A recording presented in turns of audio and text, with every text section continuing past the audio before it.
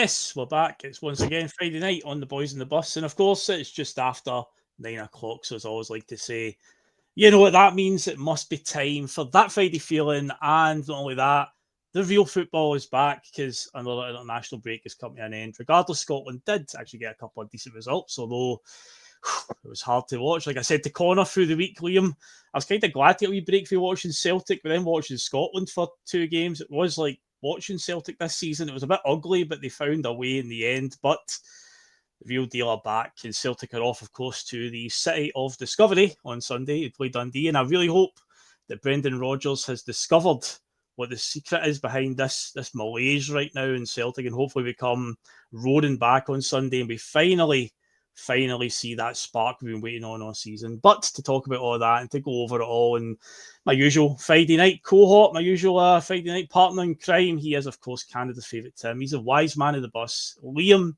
the Punk Duck Warlord Greenlaw, how are you doing tonight, sir? Good, mate. Really good. Had a brilliant week. Could be Canada's second favourite, Tim, with Alistair Johnson looking like he could make an appearance in the lineup. Talk about that a wee bit later. Yeah, very related to that. Interesting to see what's going to happen there. But all good here. It's it's one of these really nice sunny days in Vancouver. So might have to go find a patio after this. So I can see, the sun is absolutely splitting the sky out there. You know, Vancouver, 8 hours behind us right now. Yes. Yeah, we're hitting the dead of winter here. Oh, no, 8. Yeah. Oh, 8, is it into it's West Coast time you're on in America, but it's the weather's still been exactly pleasant over this side of the Atlantic. It's been grey and gloomy for days now. I can't remember the last time I saw any sunshine, but at least I'm seeing some sunshine through your screen right now, so I feel like I'm living vicariously through you and seeing it. But yeah, we will be getting into all the Celtic stuff. Obviously, there is the new move by the Celtic fan collective, not another penny or not a penny more, but we'll talk about all that. We did mention on Tuesday night, obviously there was a new merchandise drop that came out today, interestingly timed, but yeah, the stories that came out from that have been quite something as well. And but injury news, obviously we talked there about Alistair Johnson probably going to feature. Looks like there'll be a player who won't be featuring as well, and a little smidgen of transfer news as well. Yes, it is the middle of October, but there is a little smidgen of transfer news came out there, but it seems already the manager's kind of shot that one down. But we'll get into what he said exactly in the press conference, because a few bones there I want to pick on that one. But of course, before we do all that, folks, you know what you can do as we get started here. You can do all that good stuff. Jumpstart the show and help us out a wee bit. Hit that old like button. Help us out in the old algorithms, the traction, Celtic, obviously algorithms, CSC, anyone that likes Celtic-related podcast content, then we're more likely to pop up in the recommended videos if we've got an interactive channel. So obviously every like does help. We're on 914 subscribers, so 1,000 isn't too far away. Thanks everyone who has subscribed so far, but yeah, 1,000 is in yonder distance now. We can see it coming over the horizon, so hopefully we can hit that sooner rather than later. And of course, if you do just discover us tonight or in the next few days, whatever, then by all means hit the subscribe button and keep this bus in your life that wee bit longer. And of course, hit the bell notification. I'll be notified when we're on the road. And let's see who is in our Friday night's comment section tonight. I can see already it's a busy one, Liam. Let's see how many of the familiar faces are in tonight. So we have got Gary Simpson is in, Jim C is in, Ali is here, Smell the Glove is here. 420 is somewhere, and he's 420 is somewhere. He is indeed, and he's here, and he's just gifted him, or he's just renewed his membership. So if I was a gifted, he's renewed his membership. So yes, indeed, thank you very much. 420 somewhere. Lindsay is here as well. Joe Henry, Chris D, Graham Tyrrell, of course, he's here. He's got the Brendan Bell ready. It's no longer the Greg Taylor klaxon. He's got the Brendan Bell ready, because I think we're going to be talking about him pretty soon. Who else have we got here? McLaughlin P has appeared. Who else have we got as I scroll up? Any names I've not shouted yet? Jim Dolan, Stephen Murdoch. Who else have we got? Got maybe a few Kennedys. We usually got about 4 or 5 of them. True, actually. Ryan T. God, that's a very big one. Oh my God, what a name this is. Aunt Bessie's Draws. Wow. I mean, I don't mind either of Aunt Bessie's Toad in the Hole, but Aunt Bessie's Draws, don't know about that one. But yes, Aunt Bessie's Draws is here. So who else have we got? Let's see. Billericay Boy is in. Jerry Steph is in. Well, it's a busy one so far, folks. So yes, come on in and take your usual Friday night seat. And what else can you do? If you like the audio, if you like to listen, catch up on, maybe later on rather than sitting in front of the computer and whatnot, then of course you can subscribe to our SoundCloud page, which is in the link, or the link is down in the description below. And of course you can get a Boys in the Bus membership and get a virtual Celtic scarf next to your name, as 420 Somewhere has renewed his just a few minutes ago. $1.99 a month. All of our content will remain free. Nothing will ever be behind the Patreon. We don't have any plans for any of that member exclusive content. It's just a wee tip of the cap to the guys, and just to keep diesel in the bus petrol tank. And with all that said and done, I think that's all the good stuff out of the way, Liam. It seems to, as I say, gets longer every single week. But yes, that's out of the way. Let's get into another Friday feeling, and let's get right into talking about your favourite subject right now. What has Brendan Rodgers said this week? So first thing I want to pick up on from the presser, because I watched it earlier on, and he didn't say too many things that were out of the ordinary. A lot of the same things that we've heard recently about, I've got to find the wrong here and, get them playing the way I want them to play. So things that he's said a few times now. But he was obviously asked about this transfer link. This former Liverpool midfielder, Bobby Clark, who is, I think he's only 19 or 20, but he came through the Liverpool academy and began getting a start at the tail end of Jurgen Klopp's time. I think he played like 13 or 14 games that season in Jurgen Klopp's final season. And then in the summer when Arne Slot came in, I guess Arne Slot ran the rule over him, probably told him he's not going to figure much. He's went off to Red Bull Salzburg, been there for a year. It's kind of figured here and there, but he's on loan at Derby County. So out of nowhere, through the week, in the middle of October, Liam, we get a transfer link that apparently Celtic are lining up a $6 million blockbuster transfer for this guy. Now, right away, I'm like, well, this is good. This is the type of things I want to hear that Celtic are doing. This is progress. Maybe they're actually listening. Maybe they're like, okay, we've been an absolute shambles, an absolute riot when it comes to our transfer activity, and they're always very much keeping their cards close to their chest, Liam, when it comes to transfers. But the fact that this story had come out, I was like, I wonder, whether they wanting these stories out there to show that, hey, we are trying to do something. But of course, Brendan Rodgers just kind of did what he did, and today just sort of poured water on the fire and sort of this didn't really distance himself from it. And then he said, that came from nowhere, and especially in October. What's wrong with that? Liam? That's what teams should be doing. For a team like us right now, who we need a lot of work at the moment to refresh this team, we didn't exactly get it done in the summer. I think it would be very good optics, shall we say, that if we were making moves outside of the window, because there's nothing wrong with that. It's not the way he dismissed it and threw in that wee quip at the end, especially in October. It's like you don't need to wait till January the 1st.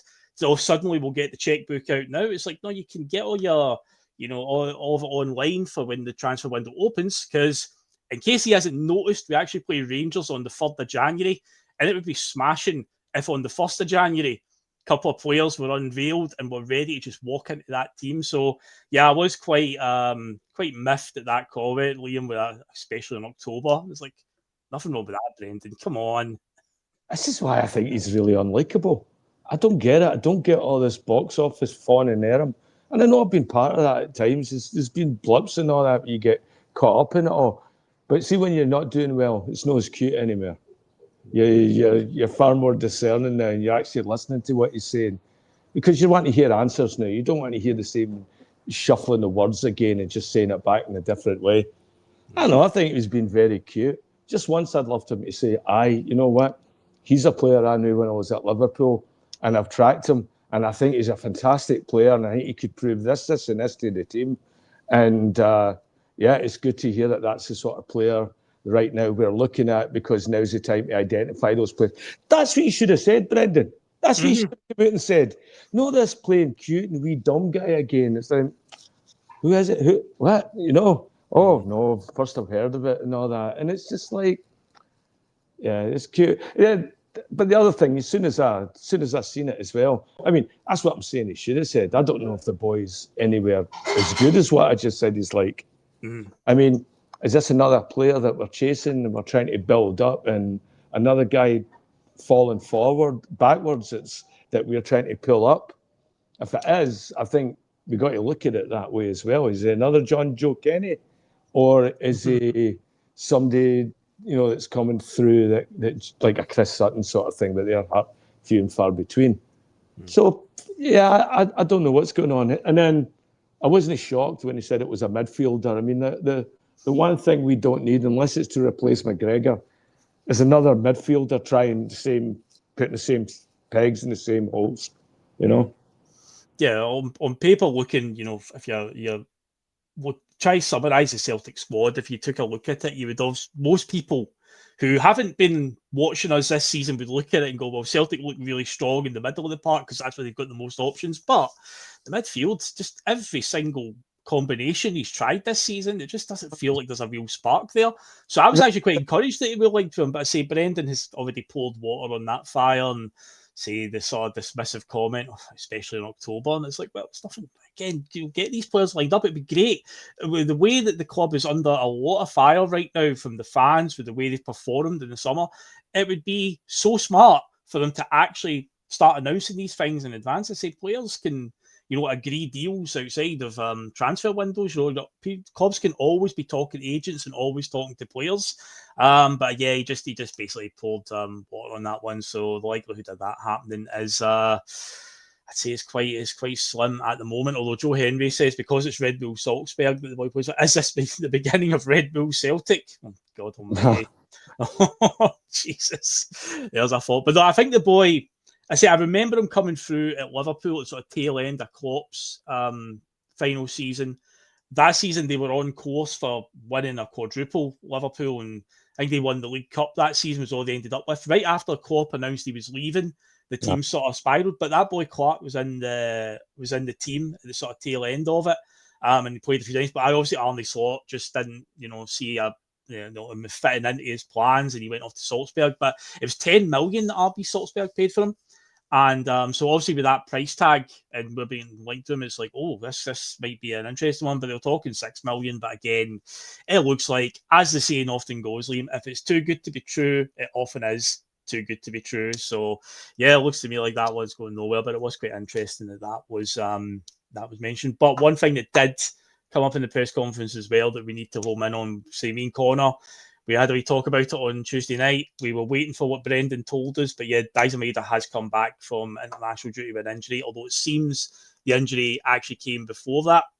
He had it seems like a more precautionary thing, and to me it sounds like it's only going to be for like this game, and I think he's back because he was complaining to Brendan about some tightness in his hamstring after the Motherwell game, but he still went off for international duty with Japan, didn't feature at all, but obviously it looks like they're going to leave him out for this one, which is said to Connor on Tuesday night.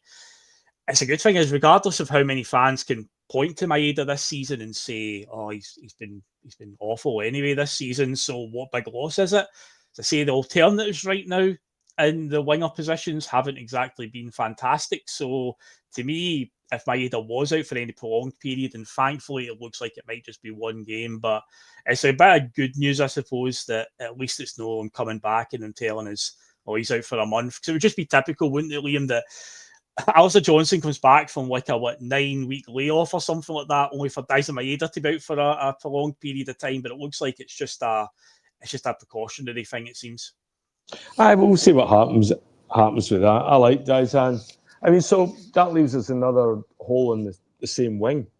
I mean, that's us dropping down the depth. Also makes it interesting to see who's going to put on as the other striker, knowing that I don't know if you think Inachero can finish a full game. I mean, he's played one full game, I think, already.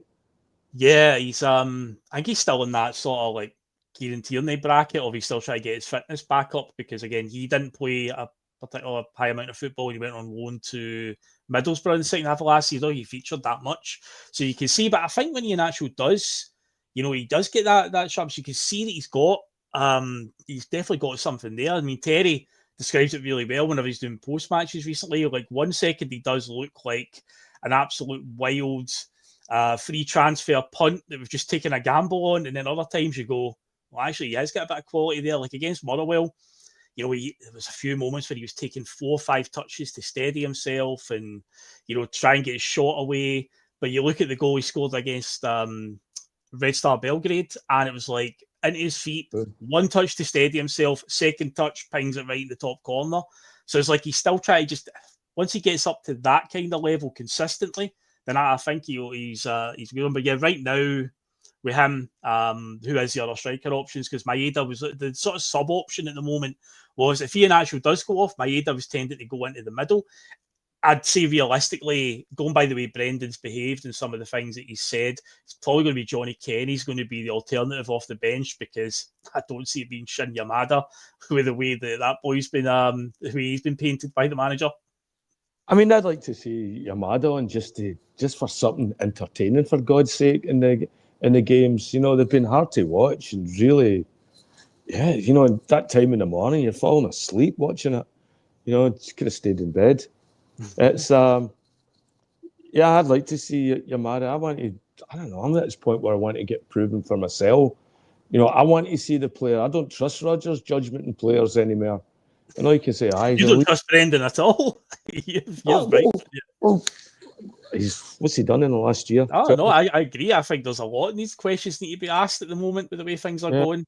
Yeah. I don't think any other manager in Celtic would have this run of poor big games, because, you know, we win all the games we're expected, and they were losing points and drawing and failing to score. Yeah, questions definitely need to be answered. So just going back to the wing a sec, I saw an international break that Tynecastle played on the right wing. Yeah.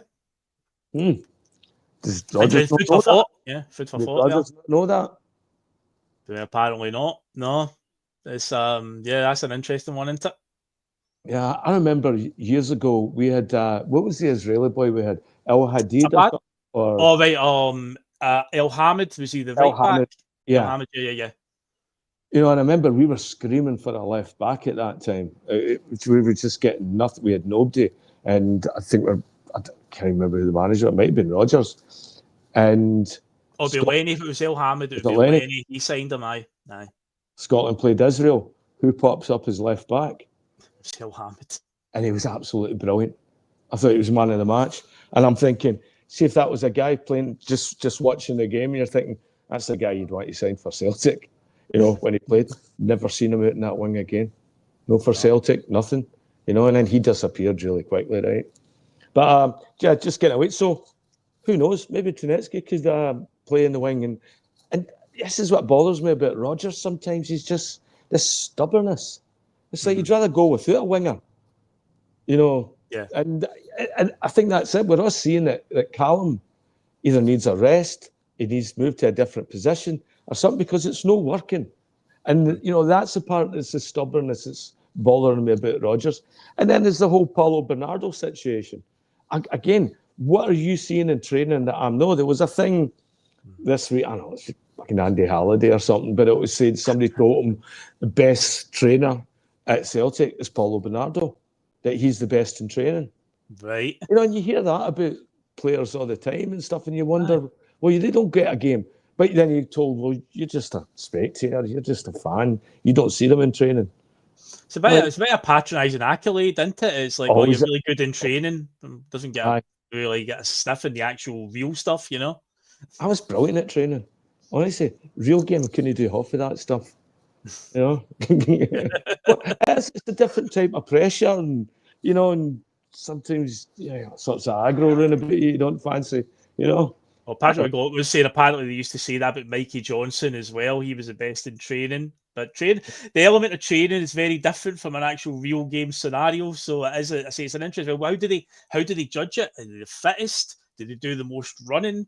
What is it? Because I see training's obviously miles different from an actual real life game scenario. You cannot really recreate that in a training environment. So it's always a strange accolade, I find. He's best in training. But yeah, he doesn't really get stuff. But that's one of the players that Brendan said probably won't feature this weekend, funny enough, because I think he's just said he had a flu or he was under the weather or something like that, but he'll assess it. And obviously Maeda is the other one that will miss out. But other than that, it is a clean bill of health. And we may as well talk about the Lumberjack then. Can get your thoughts on that, Alistair Johnson? Say me and Connor, we led to that story on Tuesday because it was the main story through the week. There wasn't much to really talk about, but we obviously led on that because it is big to have him back. I mean, is Alistair Johnson perfect? No, definitely not. Juranovic was before him. He had his flaws as well. But when you look at the alternatives that we've had, Kobe Donovan's done fine. And it looks like the more game time he gets, it looks like there will be a player that will develop there. Ralston, I've kind of, I feel the boys ran his race now. He's done his bit at Celtic. He always give his all. But has he really got it? I don't feel so. So I feel like, as I said to Connor, Johnson back, once he's established back in the first team again and up to full speed. I'd like to think that Donovan will still be the sort of second choice, because what we don't want to see, Liam, is Donovan just disappears into the ether. Then the next time we see his name get mentioned as he's signing for Middlesbrough or something like that on a free transfer, because that's the type of thing that seems to happen to Celtic youngsters these days. But yeah, how are you feeling about Johnston being back, and what do you think about the future for Kobe Donovan in that case? I'd like to see him start Kobe Donovan, and then we bring Johnson on in the 60th minute or something. I think that would be good management for Rodgers, because I think the boy's done nothing wrong. I thought he's looked one of their better players when he's played. He's looked confident. And I actually saw a difference between him and Ralston. Ralston looked like he was wearing Uggs last time he played with us. He's just had one of the games. It means that everyone's like cumbersome and he's just not getting the ball in the right way. And, I think Ralston's still a really good squad player and that. But I think, it's a time for youth. We have to develop some of these guys. And, all right, this is a player that's came out when you've given him opportunity. You've asked him what to do. He's done it. And I think we've got to start rewarding that. I think that's where you lose a team, is where you see all that, where there's a chance to be recognised, and with game time and stuff like that, we seem to shy away because, again, it wasn't in the script. Well, no, but it wasn't expected, but it's turned out to be brilliant. Just keep doing it. Maybe you've got something better now. But that's the other thing. Whereas I think, if I was managing him, if I was Rodgers, I'd never be Rodgers. I do not like him. I'd start Donovan for the 60 minutes and just listen to, and then bring him on, because I think the boy deserves something. I just don't want to see him disappear, like we've seen some of these guys, like like the Mitchell Frames and stuff like that. Although he's at Aberdeen, but you don't want to see a young good player just lose the spirit. Usually that drive, you want to reward it. The amount of times that we point out with the B team, the players in general, they're playing in a level right now in a competition where there is no jeopardy for them. You can't get promoted, they can't get relegated in that lowland league that they play in. So every game's a bit of a glorified friendly for them. And of course, we've now got Sean Maloney, the pathway manager, and he's going to help them get up that pathway to the first team. But here we have a boy who's came in through circumstance, he's had to play, and he's not looked out of place in every game that he's played. So I would like to think that, Donovan won't just disappear into the ether, and we won't hear from him again. Hopefully there is a bit of future, because we can't hype up the Barrafield complex, getting the new build for it and so on that they've done, and all the money they've spent on it, and talking about how they're going to use that to nurture new talent, and then a boy like that who's came through our B team just kind of let him slip away. So yeah, hopefully we can see a bit more from Donovan this season, and he doesn't just sit in the stands. But Spell the Glove has pointed out as well, and this could be important, because obviously we've talked about the weakness of the right hand side for this season, and a lot of this Alistair Johnson's been missing. But when Alistair Johnson was playing, I think him and Tierney in the first few games of the season, both of them going forward on either side, were good because they were helping out the wingers. But obviously it's been Ralston or Donovan playing. But Smell the Glove has said that Alistair Johnson's definitely going to help the right side of attack. So when you're talking about Tynecastle maybe moving over there, hey, that could be the gold mine here. They could strike gold with this one. It could be Tynecastle and Alistair Johnson could be a great combination on the right hand side. We never know. I know it's easy for people like me to sit here behind a computer screen and say, he's a winger, right? And Tynecastle's right-footed because he likes to play on the left and cut in on his right. But to me, it's like, well, what about, is it that difficult as a right-footed player on the right? Because getting crosses into the box, you're on your stronger foot. He doesn't really break stride. If the ball's played correctly into his path, it's a case of getting crosses in. But say if it's the way that maybe Brendan wants him to play, doing the old Arjen Robben move of cutting in on their stronger foot. But as it turns out right now, I've said this before, Liam, when it comes to Brendan and his team choices, sometimes you've just got to make do with the hand that's available. And right now, we don't have the players. If he wants the wingers to be all about cutting in on their stronger foot, so you play a left footer on the right, a right footer on the left. If we don't have the options, you've got to adapt. So I say Tynecastle on the right, I don't think it's a bad idea. And I think Alistair Johnson, who smelled the golf there, says that could be a huge ace up the sleeve for us. Aye. Just going to fullbacks and Tierney. It's funny. I was looking through Twitter last night and just looking, people were putting up teams and all that. Nobody's got Tierney in their first team right now. It's funny. There seems to be. It's shocking.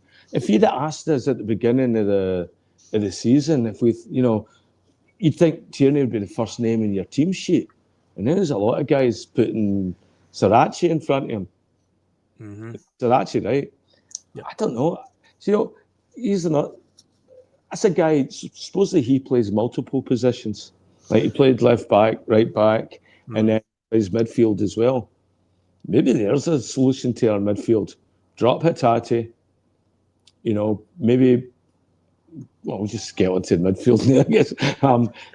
Drop. Well, let's go talk about Sarachi for a second. Let's just go to that because he's been one of the better performers, I think, so far this season. Out of all the signings that we made, his one's kind of gone under the radar because most of the signings, as we've kind of established, where I think Brendan says one thing, but Michael Nicholson shrugs his shoulders and says the other. Obviously, the whole club signing thing and whatnot.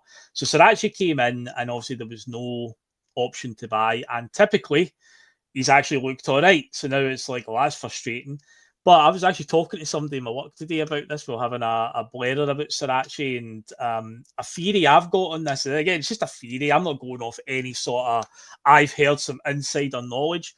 But I wonder if the reason why they didn't negotiate a fee, like a future obligation or to buy, or just an option to buy, is they are looking at another left back to come in next summer on the cheap. But it's Andy Robertson, who's out of contract the next summer. Because Andy Robertson was halfway out the door in Liverpool in the summer to go to Atletico Madrid, and it was going to last year's contract. So it was the last chance for Liverpool basically to make some money on him.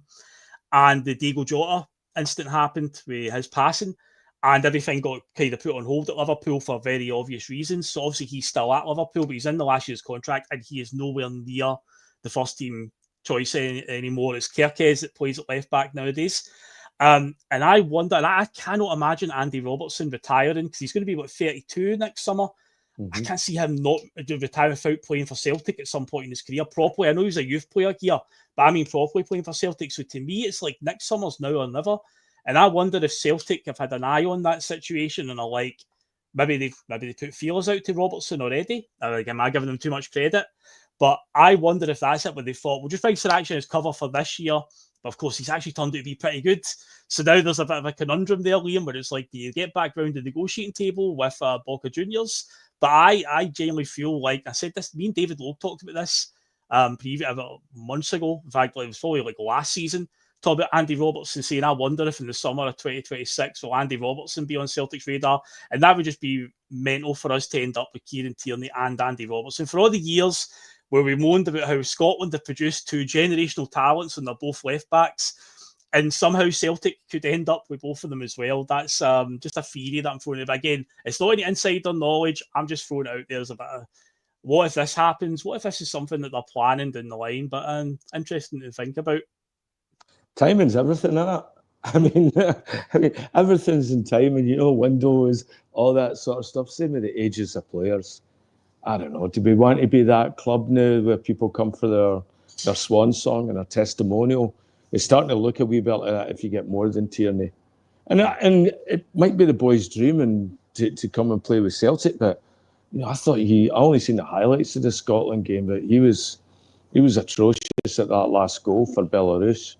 He just seemed to did one of the Davy Weir moves, And it's just like, whoa, Like I said, Robertson, he's still the captain of Scotland on the basis pretty much because he played for Liverpool or plays for Liverpool, but he doesn't really play for them that much these days. So I think he's definitely lacking in match fitness right now.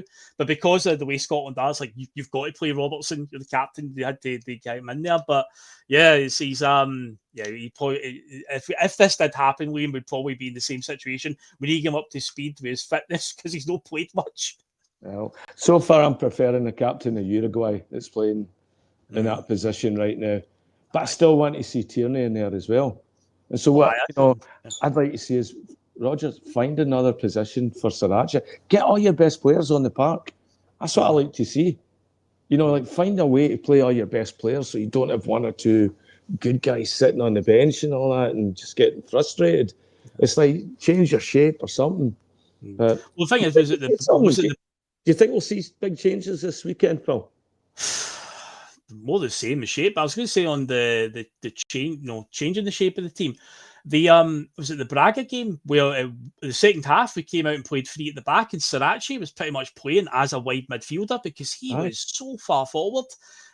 He was just bombing up that left hand side. But yeah, we were definitely playing Scales, Carter Vickers, and I think Tierney tucked in it.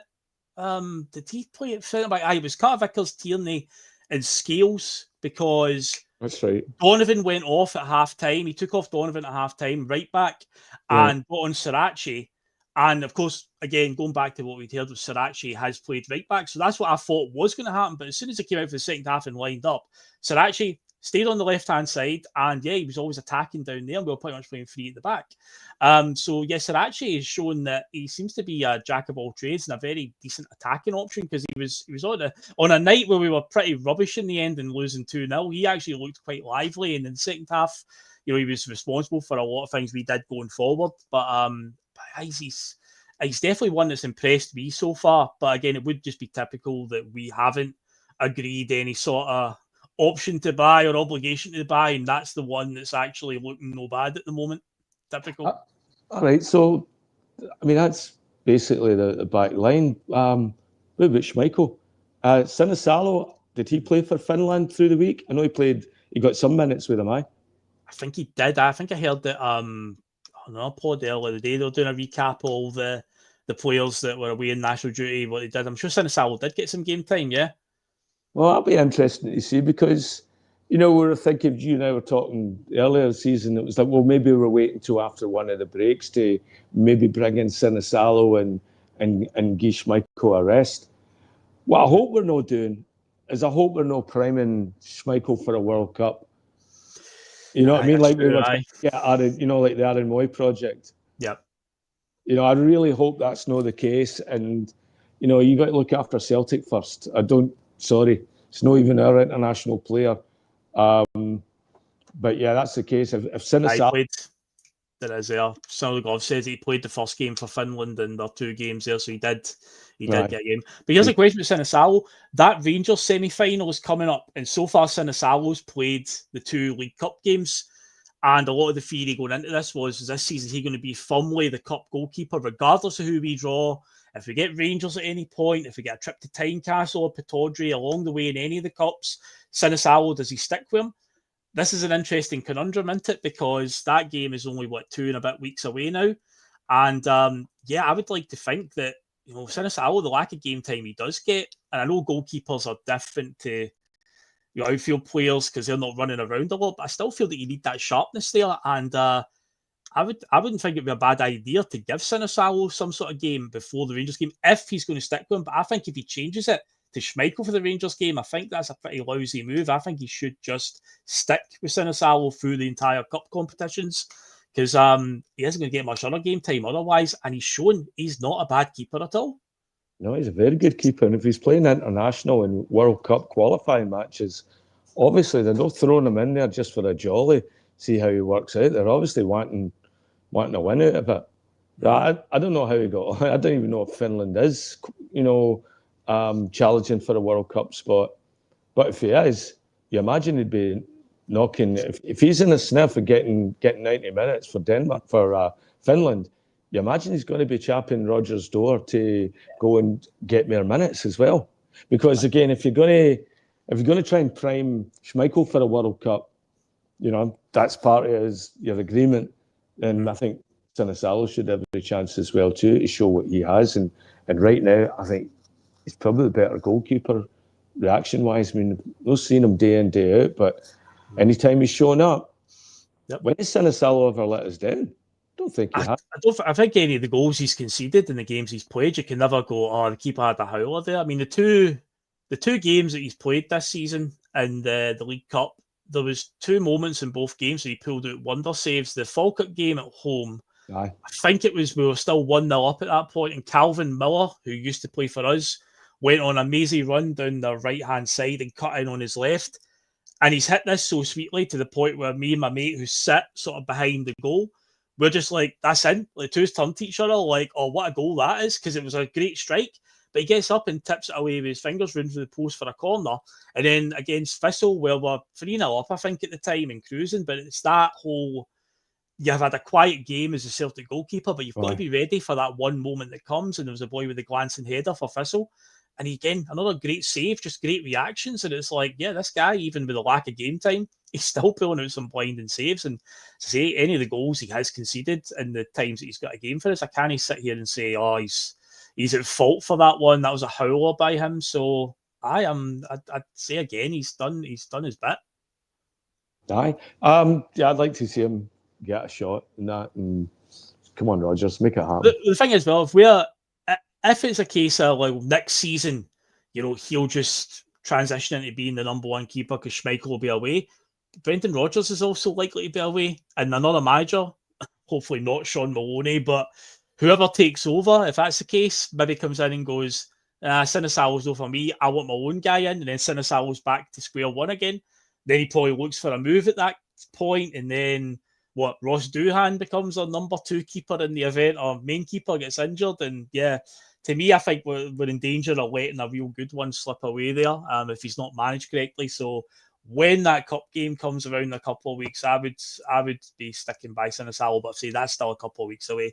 But there is a few games between now and then, so are we game there? I think there's a Falkirk game midweek before the Rangers game at Celtic Park. Why not? Why not have Tynecastle start that just to get him, that sharpness? But I think it will be Schmeichel on Sunday up at Dens Park. I think it's still a case of he is going to stick by him, regardless of that mistake against Braga. Yeah, that's what it's going to be. I mean, if they're going to play him against Falkirk and Partick Thistle and that, I mean, Rangers. I mean, is Falkirk ahead of Rangers in the league? I don't even know what the table looks like. I'm really bad for the league table. All I know is where Celtic are, and that's all I usually pay attention to. I just know that Hearts are sitting top just now, and we're second, and then whatever's behind us, they're behind us, and that's all that matters to me, as long as they're all back there. So I don't know where Falkirk are right now in the table, and I don't even know where Rangers are right now in the table, to be honest. But yeah, we need to obviously get ourselves back up there in the top. Also, Spell the Glove saying we'll end up with Angus Gunn. To be fair, he did pull an absolutely blinding save against Greece when we were winning 2-1. That was a homer all the way, that one that the guy bent it in from out wide. That was flying right in the top corner. That was a good save, but yeah, he has had some shockers as well as Angus Gunn in a Scotland jersey too. So we've tried the Norwich experiment. It doesn't work. True, actually. Rangers even tried it. Yeah. Doesn't work. If Norwich see us slipping into their DMs again looking for a player, they'll be like, here we go. They'll be rubbing their hands. They'll be loving that one. So yeah, I think we should probably steer clear of that one. But you wanted to talk earlier on, said about the midfield. Aye. So yes, yeah, that I said earlier on, this is the conundrum. So we know that Callum McGregor is probably going to be starting because he's called captain, and yeah, he just doesn't get dropped really. Again, he could probably do a rest because again, he looks like he's quite jaded at times. But nevertheless, he will start. But it's the who plays alongside him problem that we've got.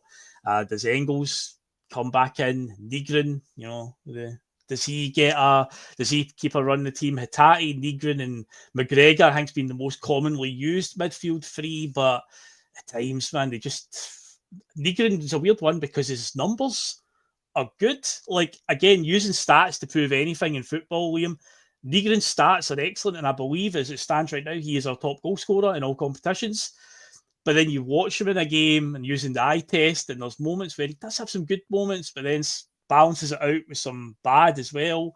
Hatate has been so off it. Other than the great goal against Aberdeen, he has not looked all that good at all this season. Bernardo, when he did come in, although I say Brendan did say he's not likely to feature. Again, he's not really took his chance when he has played. McCown, again, wee moments, but nothing great. And it's like he needs to find some sort of consistent midfield three, because it's often said, Liam, the midfield is the most important part of your team. It's where the games are usually won and lost. It is the engine room. And right now, it's just like he's throwing things against a wall and hoping something sticks. But between now and January, when we might, and I say tentatively, might do something to fix it. But for now, he needs to find something to get us through to January that is consistent and will work week in, week out. It's frustrating. I think he needs to drop Callum McGregor or put him up front more. He's tried everything else. And that's it. There's nothing exciting about even trying to pick this midfield, because it's the same guys that have been given the same opportunities and just fail to grasp it. The only one that sort of excites me is Paulo Bernardo, because I've not seen him as much as the other ones. But other than that, it's just like, okay, so what if you replace McGregor? The time they did, we looked okay. We did well that game, when we replaced him with, I think it was Bernardo played in middle, right? Or Engels. But you have one of the two of them. Let's see what we've got. We keep looking for a defensive midfielder, and we've no got one. And McGregor's just, he's just not got that spark. He's not been able to turn the team over as much.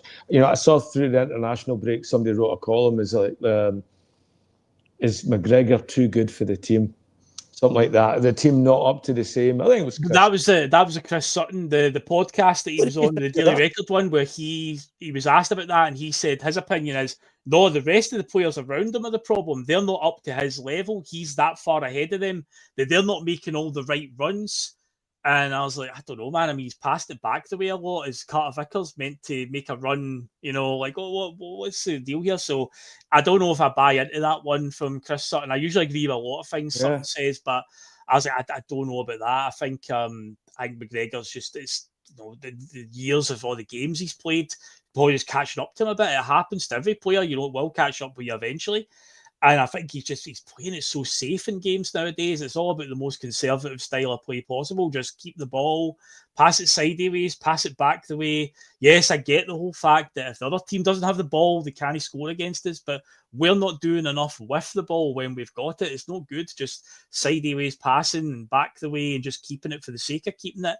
And as I said, a lot of times, Liam, just watch every time we roll the ball out from the back.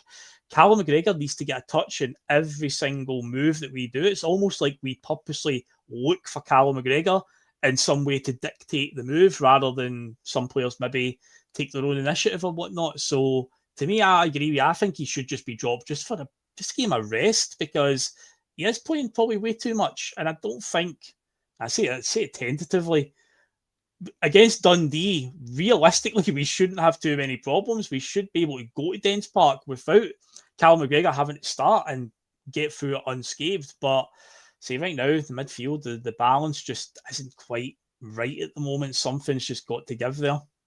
Yeah, again, it's deja vu with Scott Brown in his later years. You can't drop the Scottish captain. It just, for some reason, we can't make that decision. Other teams can. You see good managers doing that, that's where Ferguson was amazing. Mourinho, guys that knew when certain players were coming to the end, or just not being able to do what you're asking them to play your system. If you're not going to change the system to suit what they do, then get somebody else in that can play that system. And I'm thinking he needs an extended rest, just to said before, just to go and maybe even just watch the game. Watch the game and see what's going on and see where those players are missing. And there might be a bit of truth in Chris Sutton as well. I mean, McGregor might be missing Greg Taylor. It might just be, he always gave them that easy ball quick and all that. I'm not jumping on Greg Taylor. I mean, he just might be missing him, I mean, when one of the guys in Laurel and Hardy died, the other one died just out of sadness. So they were sort of my lot on Harvey. He's missing the personality. Get that clip to Liam. Just put that out there that maybe somebody's missing Greg Taylor. So there you go. Yes. Yeah, I've said a few in recent weeks. I've noticed you starting to soften a wee bit on old Gregory. I had a few things to say. You've been changing a wee bit. Nothing against him. I mean, yeah. By the time you'll have David Cooper legend status by the time he'll get 7 years. That's sort of what happened at Rangers, wasn't it? He went from like, all right, and then to absence makes the heart grow fonder. That's what's happening here. Absence makes the heart grow fonder. Well, before we go on and talk about the forwards and whatnot, we'll take a quick segue into another story just now. Obviously, is the no pennies more. The statement that the Celtic fan collective put out today. Not a penny more. That's it. About the boycotting of merchandise. I think they said something in the statement about in February 2026 they'll obviously review where things are and obviously change things accordingly. But obviously they put their statement out today, and it couldn't have been worse timed because today Celtic and again me and Connor talked about this on Tuesday night, and I obviously am not particularly fond of how the board have ran the club right now, but they found themselves in a bit of a conundrum because they've got this deal with Adidas as one of their elite clubs. Along with Aston Villa and Newcastle today, they three teams were selected by Adidas to unveil their new Adidas special line, SPZL. I think last year I read up on it. It was Leeds, Nottingham Forest, and who was the third one? Aberdeen. With the three teams this time last year that Adidas did this rollout with this sort of like, casual wear with Celtic branding on it. And obviously there's like Newcastle versions, Aston Villa. But yeah, the Celtic boards are probably like, the timing of this, just with everything that's going on, everything that's getting said and thrown at them right now, it's like, oh no. And I know I've seen some people on Twitter, shouting and the board and blaming them for it, but said it's part of the deal with Adidas. They're not the only club today that rolled it out, but I said I'm not sticking up for them. At the end of the day, they have done a lot. They've been mismanaging the club again. Celtic's got so much potential, Liam. There's so much there, and it's like they just don't want to push it that little bit further and try and take us to the next level. It's all about we're quite happy at the level that we are. But yeah, today obviously the the stuff get launched, and incredibly, the windbreaker jacket that cost £230 apparently was sold out within 10 minutes. 10 minutes all it took. And in the face of this statement coming out, did you see the picture that the Celtic official Instagram account posted? Did you see this, Liam?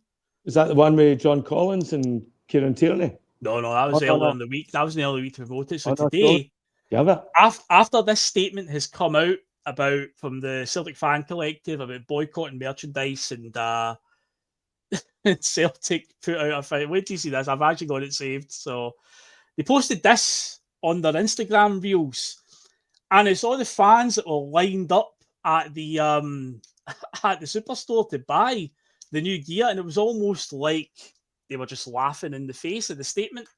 And to be fair, can you blame them? Because that's where they are right now in terms of their confidence. They know that, I agree. We do need some change at top. We need some people who've got a better vision for the club that can push it to the next level and make Celtic fulfill its potential. But right now, they're just like that. To me, was like they were just laughing right in the face of like, take your statement and shove it up your arse. They were basically saying, because look at all these people that are in there, and I say it sold out. The windbreaker jacket that they had sold out in like 10 minutes. 230 quid a pop as well. And I know some people have been saying, but it wasn't actually fans that were buying it. It was scalpers to then resell it on eBay. Yeah, but Celtic still got the money. They've still got it, regardless if it was fans buying it or no. They still managed to make their money on that one, and I'm sure the rest of the gear will probably go pretty quickly as well. But I seen that picture, as much as I've just said there, like, look, the club were kind of put in this position with a deal with Adidas. To then do that, it's a real low move for me. That was like a proper, we're laughing in your face type of thing, Liam. That might be a thing just the Adidas to keep them sweet as well. You know what I mean? Like just to let them know that the gear's selling it. But you're right. I mean, what's the worst that they could do? It could have came with a free, not one more penny keychain or T-shirt. You really want to rub it into the fans. Oh, It's a hard one. It's I think some of these people probably they're just like collectibles and stuff like that. That collect shoes and shit. Line up for that. There's a Stuss's store across the street for me, and there's always a lineup. I can tell every time a big shoe's dropped or something because they start lining up at 4 a.m. You know what? That deal's probably been going on for over a year. I think that hitting this timing, I think you're going to see a lot of things. I imagine the Christmas spot will be getting done right now. Like the superstore, all this stuff all happening right now. Yeah, it's bad timing because this is the time where we should be celebrating stuff like that. mm. You imagine in a winning team if we'd have signed some really good players and that, and we were in the Champions League and we had 2 of our new players wearing that gear. Yeah, then you'd be proud of that lineup because it'd be 4 or 5 times the size. Yeah. That's why. And that's the difference. It's all great showing a picture of that, but it's just like Celtic. Aye, okay, that's what you got. But the potential is so much bigger. That could have been massive. You could add a site, you get a lineup in the Celtic store in Vancouver, New York, wherever. If you really think big, think globally. And that's just one of the things. It's like it's a lot of money to pay for gear, but I thought it looked all right. The thing that concerns me now, I've seen 2. So the last 2 merchandise drops. I guess out with the Larson one, he never smiles. But the players look like they're completely held hostage in that situation. I saw you on Tuesday night in the chat saying KT looks filled. Now, Kate Tierney, when you think of Adidas Clobber and stuff like casual Clobber, you would think of something like KT would be the perfect guy to be the model for that one, but I didn't look all that thrilled. And John Collins lurking about in the background. As I said to Connor, I says he's got the official club tie on and suit. Are they trying to prepare us that John Collins might be the new manager? Is that what they're trying to suggest here? Subliminal messaging, Liam. You're a marketing guy. You're a guy that's got a background in marketing. Is that some subliminal messaging going on for Celtic? Might not be Celtic. I think he might be. I'm putting a tenner on John Collins being the next James Bond. Oh, he could do that. He looked pretty savage for this. If you can buy Daniel Craig, certainly fucking, he'll be like, instead of bowler, we have the Predator boot, instead of the bowler hat, fucking kicking the. I thought he looked good, by the way. He looked fucking smart. But KT, all right. So then I've seen another picture. No, still no smiling. No. And the last one with CCV and I can't remember who else it was, but none of them are smiling either. It's like the way this is going right now, I can fully anticipate Nick Cave to probably be directing our Christmas commercial, because it's got to be a moody one. Aye, that's right. No, he didn't look particularly filled. There was a comment I was just going to bring back up there. Let's see. So Graham Tyrrell says, and again, I have to agree with this. As much as I admire the fan collective for what they're trying to do, the club knows they've got us all by the balls. These protests and boycotts will do nothing, and that's the way I feel as well. But it's like they're just. Yeah, see that picture today on their social media after that statement that came out was just kind of like they're just laughing now, aren't they? Really, but yeah, how do you change it? Is it even possible to change it? Do we have to just suck it up and get on with it? I mean, surely they must. Again, all the pressure on them. They must realise it. Are we doing something? There was a sketch years ago on these 2 comedians over here, Liam Mitchell and Webb. They did a show called Peep Show on Channel 4. They also did like an actual sketch comedy show. And there's one where they're dressed up as Nazi soldiers in the war. And David Mitchell turns around at one point and goes, "Are we the bad guys?" And it's like, that you've got to imagine that as somebody, the Celtic board, get the self-awareness at some point to look at everything that's going on, all the fire that's going off around them, and they're just sitting there. There's somebody in the Celtic board, they'll turn around and go, maybe we are getting this wrong a wee bit here. But honestly, the lack of self-awareness just blows my mind at times, mate. With AI happening, I'm getting a wee bit better, and I'm pretty close to getting a Celtic version of The Office. Dunder Mifflin. You wonder what it's like. I mean, I think we're really missing out on like all those football documentaries, like Wrexham, the Liverpool one, where they go inside the clubs, and the Birmingham one right now with Tom Brady and that. And it's, I think ours would be a slapstick comedy. It really would. I think it would be very hard to differentiate it for the office. Yeah. You know, it's just, you know, and here's Peter coming in. It's like every sitcom you've ever seen in your life about, you know, bad employers and, you know, shit toxic work environments. Put the Benny Hill music over the top of it as well as the background music. That would sum it up at times, because I'd say the lack of self-awareness and whatnot is just is baffling. And yeah, I'd seen something as well today about they are looking at, you know, part of their branch now, and it could all just be lip service anyway. Most people think the meeting last week was just lip service. They're looking into the idea of having like fan representation on the board. Whether that's a good thing or a bad thing, whether it works for them, whether how they pull it off, who knows? Yeah. But it seems like they're looking at it anyway, but nothing concrete yet if they are going to do it or not. So, we'll wait and see on that one. But yeah, the saga rumbles on with the board. As I said to Connor on Tuesday night, I'm bored of the board, Liam. I'm at that stage now where I'm like, I know it's the story that's on everyone's mind right now and everyone's lips because of just how they're acting and running the club. But honestly, it's like, how much more can you really say right now? So hopefully Celtic can give us something really, you know, to really up the spirits and, you know, show us that we're back. Because this run of games coming up here, Liam, is huge for the next 7 games between now and this international break. Massive. So we've got a trip to Tynecastle. We have got a semi-final with Rangers. We've got 2 Europa League games, which I say, regardless of what the fans may think about the Europa League, the club should be caring about it because coefficient points are going to be very, very important. And it's a huge week, a huge month for the club. But just a quick segue as well. We'll get your thoughts on this. And obviously it's relevant as well. Me and Connor did touch on it on Tuesday night. It looks like when we play Rangers on the 2nd of November, the actual new manager, and it looks like it's going to be Kevin Muscat, isn't actually going to be in the dugout because he's still a few weeks away from officially joining. It looks like it could be either Stephen Smith, who's going to be taking charge of them this weekend, or Neil McCann, who they're talking about is going to be part of Muscat's backroom team anyway.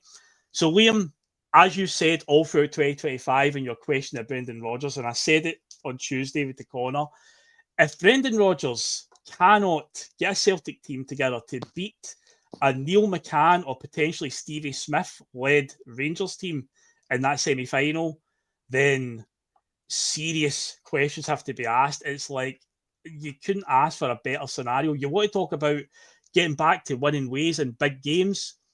That one's right there for a tap-in, and it's like, Brendan, you have to get this one over the line. We have to win that semi-final. I cannot stress enough how imperative it is we win that game, mate. So, how many of those games do you think we should lose? Like, what would you say? Are they 5? What? European ones, maybe? I mean, I think we should beat Sturm Graz. Midtjylland away, give me a point right now. If we can get a point away from home, I always take a point away from home in Europe, no problem. We should beat Hearts. We should be beating Rangers. I know we've been underwhelming this season, but the league table doesn't lie. We're still in a much better position than Rangers, and where our squad, despite being a bit dull to watch and a bit underwhelming, defensively we've actually been no bad. It's just in the attack we're a bit underwhelming, a bit disjointed. But they're a complete riot. And I say they're looking like it's going to be Neil McCann or Stevie Smith, or interim manager. It's not even going to be Kevin Muscat at this rate, with the way the story's developing. So I say, if you're looking for an easy layup here, Brendan, that's who you're up against. It's like, come on, you cannot blow this. You can't. All right. So then, you know, if he's expected to beat them and he beats them, do you give him like full credit for that? Do you think the team's actually turned a corner, or do you think imploded? It's hard to see. I mean, we'll see at Dundee. I mean, we're away from home, right? We're in Dundee. Yeah, we're in Dundee. Rangers are at home to Dundee United tomorrow, and we're up at Dundee at Dens Park on Sunday. So, yeah, I don't know. That's Stephen Presley. Let's see what he's going to be like. I mean, he's an experienced manager, so he should have a really good understanding of how Rodgers plays. And if we set up the way we traditionally go to do it, and he sets up to go narrow and be more compact and stuff, and play us to the outside like the horseshoe, then we're in for a frustrating game again.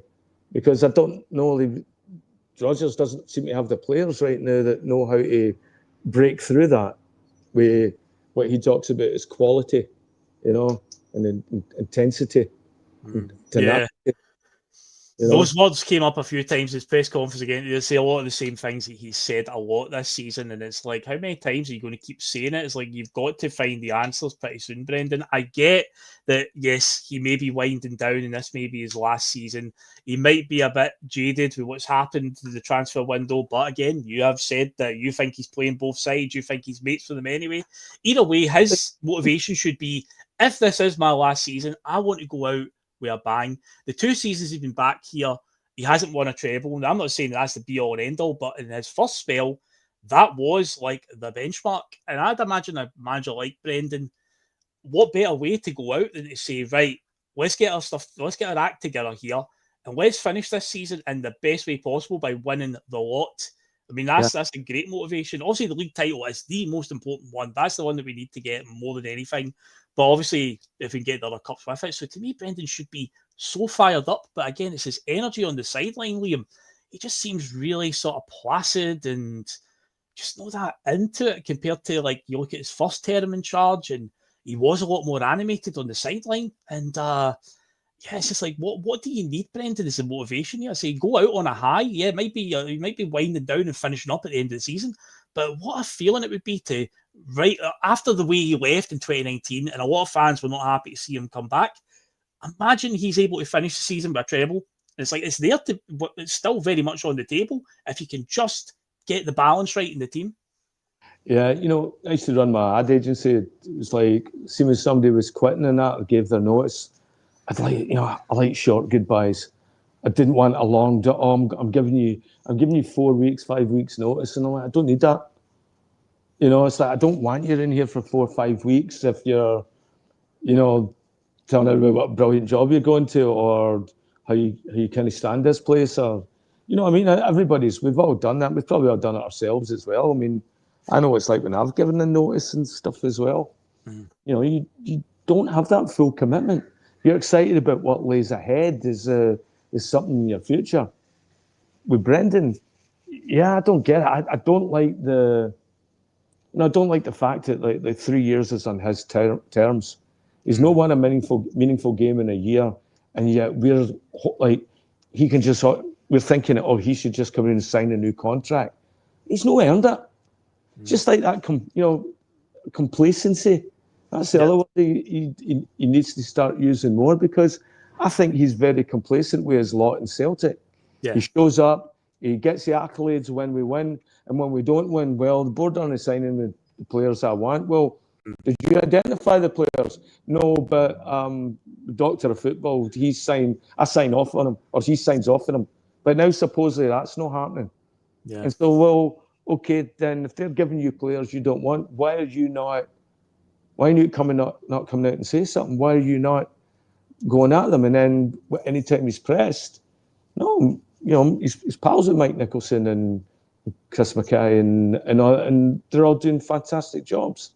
But somebody leaked to the press.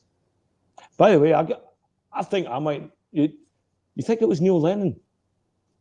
Neil Lennon's got a lot to say right now. I've noticed. Do you think it was Neil Lennon that leaked at the press, and it wasn't a Celtic born, but a Celtic insider? It's funny as well. That was obviously in the minutes as well, where they were asked, the Celtic board were asked what he's going to do about that, and they were just kind of like, again, shrug. They were like, no, they claimed that they've dealt with it in house, and the club's got more important things to worry about right now. And it's like, I don't know. I would say that if an insider, somebody within the club, has gone to a newspaper like The Sun and basically said that the manager is trying to work his ticket, and the manager has publicly called it out as nonsense, I would say that's pretty important. But no, it seems like the board were just like, again, just a shrug. It just summed everything up, didn't it? They were just like, leave us alone. Give us some money for some merchandise though while you're at it. It just kind of sums up what's going on again. But they need to look at themselves and lack of self-awareness, and somebody needs to maybe ask themselves, are we the bad guys here? Are we the ones in the wrong? Because surely God, they must spot that we're getting a lot incorrect here. But yeah, that was another one that just that they've made disappear. and we probably won't hear from him again. Maybe when Brendan in years to come, once he's left Celtic, maybe we'll get some kind of story come out about what that was all about. But yeah, it seems like the Celtic board want to make that one disappear, and they have indeed, Liam. Yeah, fuck, I don't know. I shouldn't know this much about the board of a football team. I wish I knew more about the B team. I wish I knew more about just other players that we have. But right now, with this whole boardroom, I shouldn't know that many names in a Celtic boardroom. It's no fun. I never collected Panini boardroom stickers or had pictures of the boardroom at a shoot magazine up my walls growing up. That would be the worst sticker book ever. Imagine that, a sticker book filled with board members and chairmen throughout the land. That would just be the worst Panini sticker book ever seen. Maybe they'll bring one out. Jeez, don't give them ideas. There's a stocking filler for you for Christmas, guys. Get your Celtic board Panini sticker book. Jesus. No. So quickly before we head, obviously we're just going to go quickly back to the Dundee game and the forwards. This is the other conundrum as well, because again, Brendan's probably going to still stick to his 4-3-3. As we said, Maeda isn't going to make it. Balakisha, obviously, he did get a very, very important assist against Motherwell. It was a good pass actually from Engels originally into him, and he obviously put the ball across for Daizen Maeda to head it in. Again, with Balakisha, the chasing that we did of him, I think we've got to try and get something out of him. So I think we need to stick with him. Tynecastle on the other side, whatever side they decide to do it on, left, right, whatever. And it would need to be Iheanacho through the middle, I would say, for the front three. But yeah, we just need to hope that, especially with this run of games we've got, that it's just about getting the forward line to click and just see that urgency there, because that has been the biggest problem. I said earlier on, defensively, we're doing okay this season, where, as you point out all the time, Liam, frustratingly, we're controlling games really well. We're holding onto the ball really well. Our opponents aren't getting many touches of the ball because we're so good at holding onto it, and we're not conceding many goals. So defensively, we're doing all right in that sense. It's just there's some games this season you've watched, like the Kairat ones, the Rangers one, Hibs at home, and it's the lack of chances. See if we were actually peppering the opposition goal with loads of shots and their goalkeepers were just having a blinding day, you would say, okay, well, at least we're making chances. But there's been some games where the strikers may as well not even be on the park, or the forwards in general. So that's all we need to do, is just get that working from midfield to the front. We just need to get in tandem here. And a team like Dundee, if we can get it, if you had to handpick a team to come back and play, it'd be Dundee would probably be a good shout. I think they'd be top of most people's lists right now if you're going to say, right, who do you want Celtic to have as the first game after the international break to try and get some momentum behind them? So Dundee would be a good shout. So we have to go up there and we have to not just win, but I do think there has to be a wee bit of we need to see a pattern of play start to develop now. It can't be we're just flying by the seat of our pants from game to game where, we scraped by 1-0 there. Remember the game a few years ago when Lenny took over from he became interim boss after Brendan had left. I think we beat Dundee in the 97th minute, and it was only maybe a 5-minute stoppage time. Edwards scored. It's I don't want to have games like that where we're scraping by 1-0 and whatnot. Like last week against Motherwell. Motherwell, fair play to them. They came to Celtic Park and they had a game plan and they weren't just going to sit with 10 men behind the ball. They had a bit of a goal, but I don't want to be going to the 92nd, 93rd minute and scraping 1-goal victories against them. I know the points always matter, but I would like for Celtic to just start going into games now and feeling like I know what I'm going to see from Celtic and I'm confident of what I'm going to see of Celtic today is going to be good, because just a year ago, we keep pointing out, Liam, just a year ago we were blowing teams away in the first half of last season, and the regression from there to now where we've not even scored a goal in the first 20 minutes of any games this season, which is just drab. Just drab, mate. That's what I want to see. I want to see that on Sunday. I want to see us come out and score a goal early. I think if we see that, then it looks like, okay, then maybe something's going to change. But the longer the game goes, the more we play it, the more we're going to fight it. Yeah. And the more I think the habitual behavioural stuff kicks in and we're watching the horseshoe.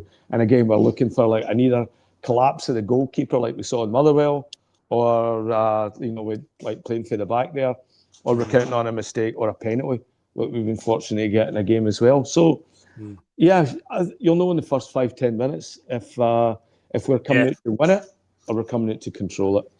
I've noticed that this season you usually tell from the first 5-10 minutes of a game with Celtic how it's going to sort of pan out for the day if we're going to be right at it. There's a bit of urgency there. But yeah, hopefully we can get a good run going. So the games that are coming up in the next month are huge. I know we're only in October, but already we're reaching a pivotal point of season. But Lindsay, this comment, she's shouting at us as well because it's in capital letters, Liam. So you know she means business. It's going to click. So it's going to click. It's going to be fine. Karma FC says we will be fine. I hope so as well. I really do hope so. So yeah, positivity, boys. 3 points on Sunday. That's the spirit, Lindsay. Yes, that is exactly what I'm talking about. I do think we'll get the 3 points anyway because we're going to do our score predictions in a minute. But I would just like it if we would just, just have a bit of drive about us. I don't want it to go to the 97th minute and then we score a goal. I say a win's a win, but at the end of the day, I still want to see a bit of positive play here, a bit of urgency, a bit of attacking guile. The Celtic way, as we always talk about, Liam, the Glasgow Celtic way. So yeah, hopefully we do see that. So yeah, I'll go for my score prediction. I will say Celtic will win. I'll go 3-0, right? I'll go 3-0 on this one. I'll be quite adventurous for a change. Most of my predictions this season have always been, well, in fact, I called it to be a draw with Rangers, and I said that the Kairat game would go all the way to penalties.